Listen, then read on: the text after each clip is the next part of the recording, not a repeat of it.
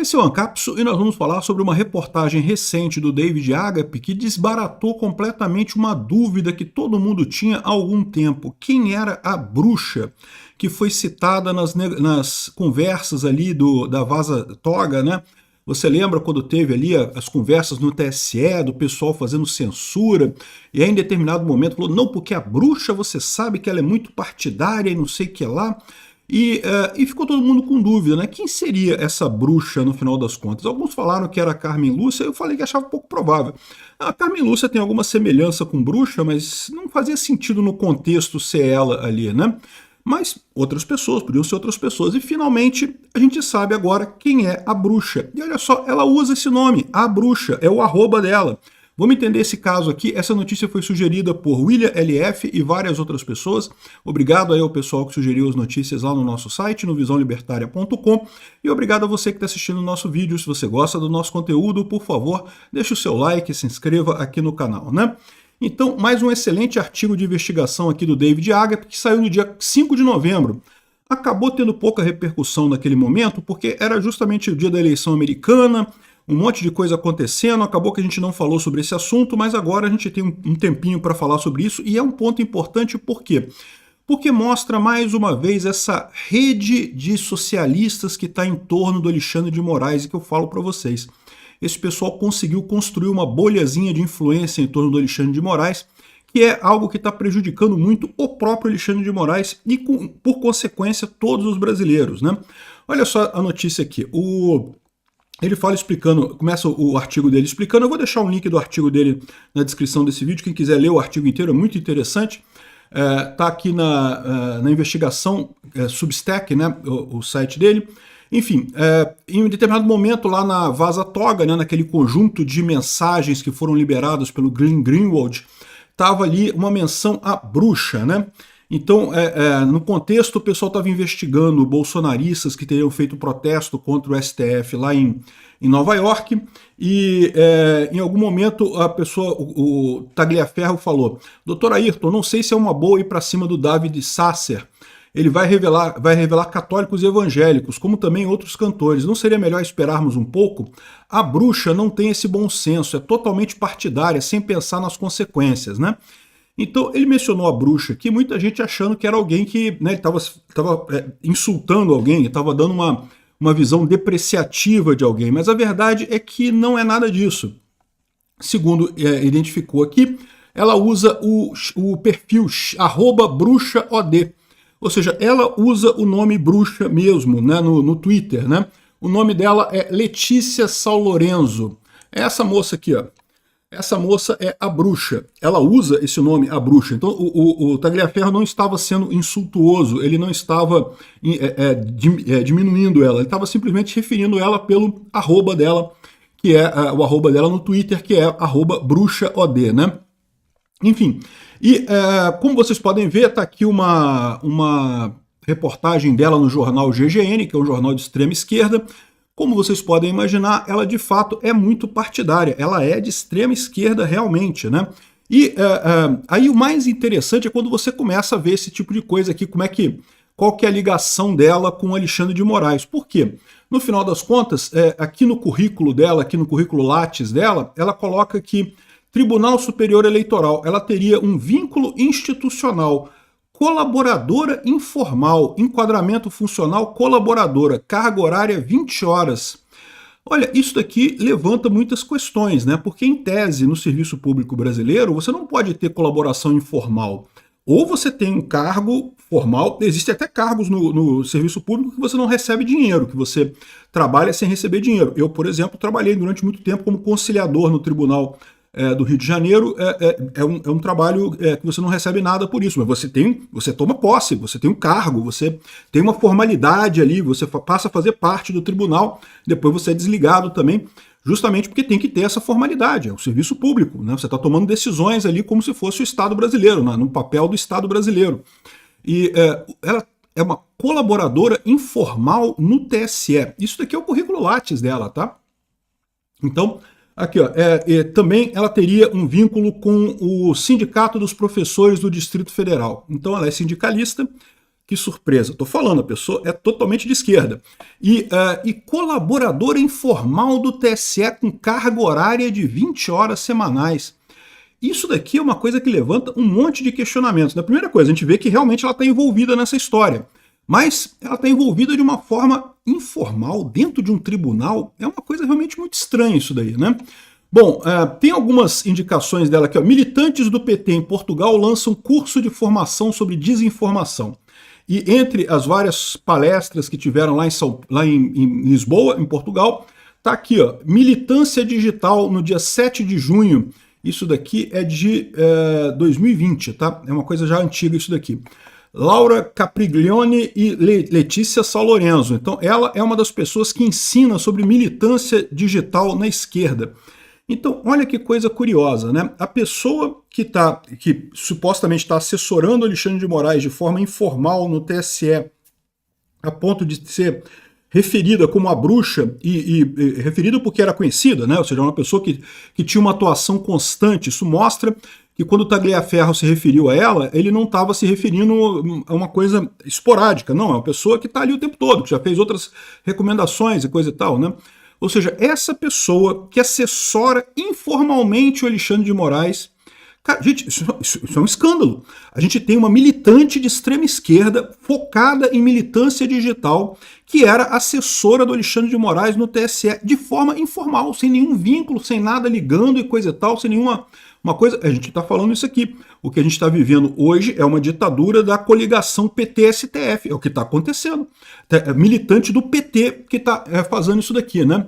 E é muito engraçado que nessas teorias, o David Agape sai trazendo um monte de coisas sobre a atuação dela nessa área de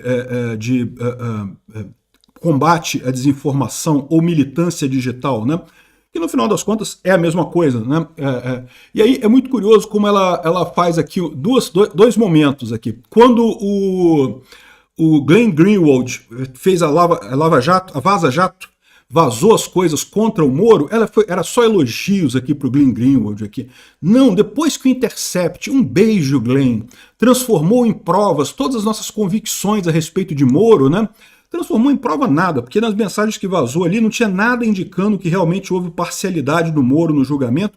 E mesmo que tivesse, é sempre bom lembrar, o Lula foi condenado por vários juízes, pela segunda instância, pela terceira instância, por unanimidade, ou seja, o Lula tem evidências mais do que claras contra ele, né? Mas eles continuavam acusando o Moro de ser parcial e, segundo, na visão deles, a Vaza Jato lá do Moro provou que o Moro era parcial, né?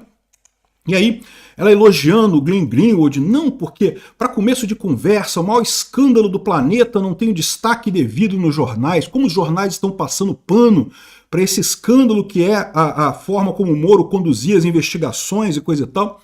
E aí, curiosamente, depois, né, passado o tempo, aí vem a vaza-toga, né, quando o Glenn Greenwald libera as informações sobre o Alexandre de Moraes. Aí não, o Glenn produz espuma e trabalho sensorial e não sei o que lá, que absurdo, que não tem conteúdo factual, que as coisas estão erradas e não sei o que lá.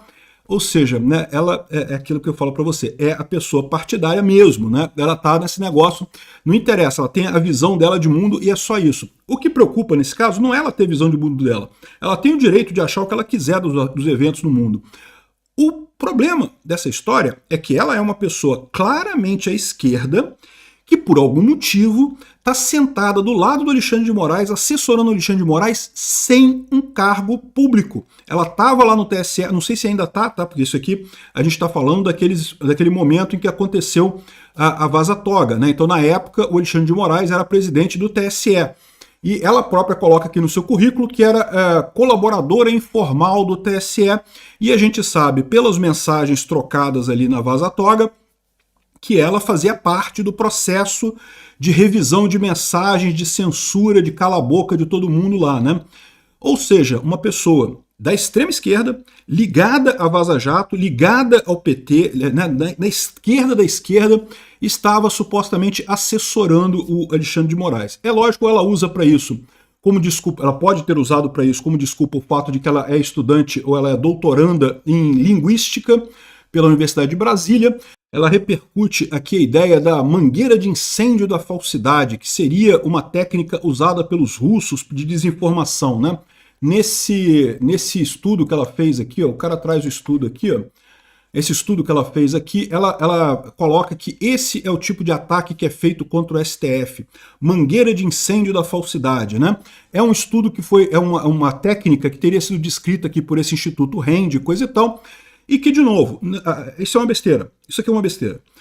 O que eles descrevem aqui é justamente que é uma desinformação pelo volume, um monte de gente repercutindo coisas de volume. Não é assim que a Rússia faz propaganda.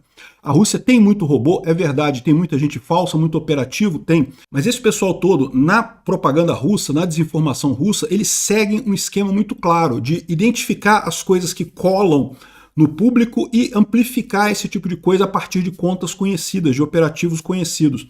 Não faz sentido esse tipo de ataque de fire hose, que ele chama aqui de mangueira de incêndio de desinformação. Isso, na verdade, é a cacofonia natural da internet, as pessoas tendo sua opinião, mostrando sua opinião.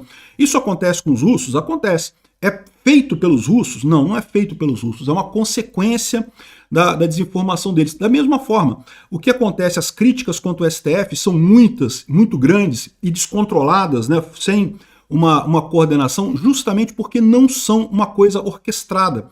O erro que ela comete aqui é o mesmo erro que a gente já viu a esquerda cometer tantas vezes, de achar que a desinformação da direita é orquestrada, que há uma grande estrutura, um gabinete do ódio que atua contra o Alexandre de Moraes.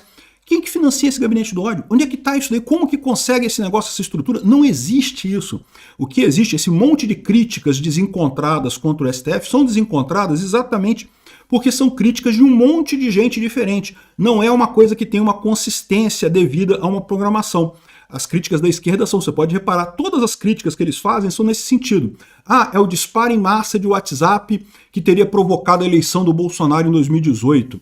Não, porque é a desinformação da direita, é o golpe contra as instituições, é tudo muito bem planejado. Isso é desinformação. Essa cacofonia da internet, de um monte de gente falando coisas, criticando o STF, isso é a opinião das pessoas sobre o STF sendo reportada, né? Enfim, isso acontece com a propaganda russa também. Isso não é propaganda russa. Essa teoria que eles colocam aqui é falsa. Existe propaganda russa, e existe muito forte também, e muita gente ganha dinheiro com isso, mas não é desse jeito que eles estão falando aqui, né? Então, ou seja, o que chama atenção nessa história toda é isso. Existe uma militante da esquerda, uma militante de extrema esquerda, muito ligada ao PT e ao Lula, e que está assessorando informalmente o Alexandre de Moraes nessa questão da desinformação, ou que estava, pelo menos na época que o Alexandre de Moraes estava no TSE, né? Isso é uma coisa que chama atenção, né? A gente vê isso daqui, aqui, ó. Ah, ela estava envolvida nesse caso dos empresários também. Lembra aqueles empresários que estavam num grupo de WhatsApp e supostamente queriam um golpe, coisa e tal? Não tinha nada, ele tinha uma mensagem ou outra do cara dizendo que preferia um golpe do que o Lula e não sei o que lá. Ela que tinha um infiltrado nesse grupo, que era um tal de Nuno Vasconcelos, alguma coisa assim, era o infiltrado dela no grupo, que vazou as informações todas para a justiça, né? Então, ela estava nesse grupo também aqui dos coisas, né? E bom, e aí você vê, junto com isso aqui, ó, na noite em que teve as explosões lá em Brasília, o Lula se encontrou com o Zanin, o Gilmar e o Moraes. Alguns estão dizendo que eles estavam reunidos quando aconteceu a explosão, outros estão dizendo que eles se reuniram logo em seguida. Lula se reúne com o PF e ministro do STF após explosões na esplanada. Mas mesmo aqui, eles dizem que a reunião foi depois, mas já estava combinada antes, então já havia essa reunião antes. Muito curiosa essa reunião, né? Reunião com o Gilmar Mendes, Alexandre de Moraes e Cristiano Zanin. Lula com esses três. Não estava na agenda de ninguém essa reunião, foi feita lá por trás, ou seja, é o que eu estou falando para vocês. Existe uma coligação PT-STF nesse momento. A gente já está, o que o Paulo Guedes falou é verdade, já viramos uma Venezuela. Foi assim que o Hugo Chávez implementou a ditadura por lá. Foi o executivo fazendo uma comunação com o judiciário e pronto, e destruindo a oposição a qualquer custo, destruindo o Congresso, destruindo a oposição a qualquer custo. Infelizmente é esse o caminho que nós estamos. Vamos ver se a gente consegue reverter esse tipo de coisa. Eu acho que a gente tem tudo para reverter isso, por quê? Porque o povo não está comprando essa história. E o governo Lula e o STF também estão numa posição cada vez mais delicada no final das contas. Ninguém mais confia nesse pessoal. Não acredito que eles consigam fazer aqui no Brasil o que eles fizeram lá na Venezuela, mas que eles estão tentando, eles estão com certeza. Obrigado por assistir o vídeo até o final. Além de curtir, compartilhar e se inscrever no canal, considere se tornar patrocinador com valores a partir de R$ 1,99. Clique no botão Seja Membro abaixo para saber as condições e vantagens de patrocinar o canal. Mais informações sobre o nosso projeto, visite nossos sites indicados na tela.